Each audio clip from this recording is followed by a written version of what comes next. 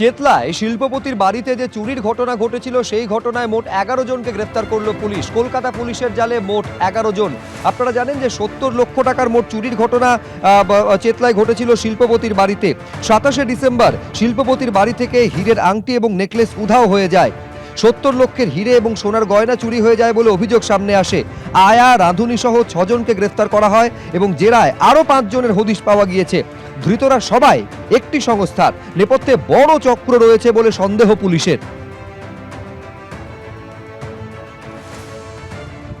২৭ তারিখে একটা কমপ্লেন আসে সকালবেলায় চেতলা থানায়, বাড়ি থেকে কিছু ডায়মন্ড জুয়েলারি চুরি গেছে, যার ভ্যালু ছিল অ্যাপ্রক্সিমেট 1 crore। ২০ তারিখ রাত্রিবেলার মধ্যে আমরা কিন্তু যেই ডায়মন্ড অর্নামেন্টসগুলো ছিল সেগুলো তো আমরা রিকভার করেইছি, তার সঙ্গে আমরা দেখেছি ওনারা সাবসিকুয়েন্টলি আরও দেখেন যে যখন ওনাদের আরও কিছু জিনিসপত্র পাওয়া যাচ্ছে না সেগুলো ওনারা ফার্দার সাবসিডিয়ারি কমপ্লেন করেন পুলিশের কাছে।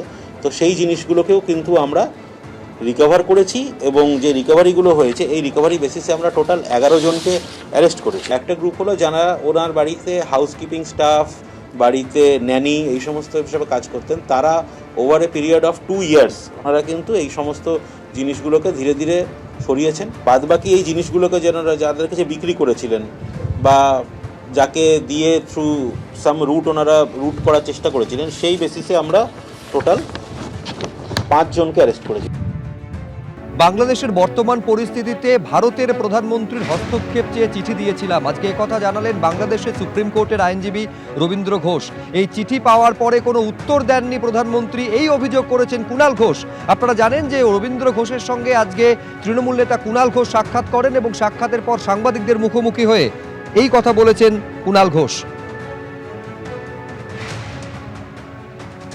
প্রধানমন্ত্রীকে আমরা চিঠি দিয়েছিলাম, এটা তো আপনারা জানেন, atrocity on the minorities in Bangladesh, এটার উপরে।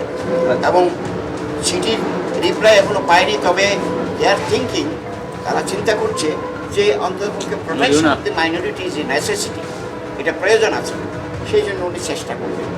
আমাদের বিজেপি, তারপরে কংগ্রেস, সিপিএম সবার সঙ্গে আমাদের কথা হবে।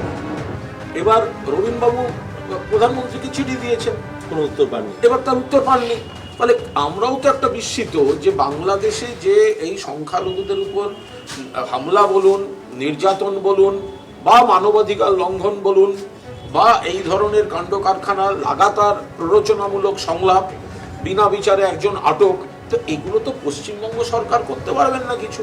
তো বাংলাদেশের উপর যদি চাপ দিতে হয়, বাংলাদেশকে যদি কমিউনিকেট করতে হয় কেন্দ্রীয় সরকার,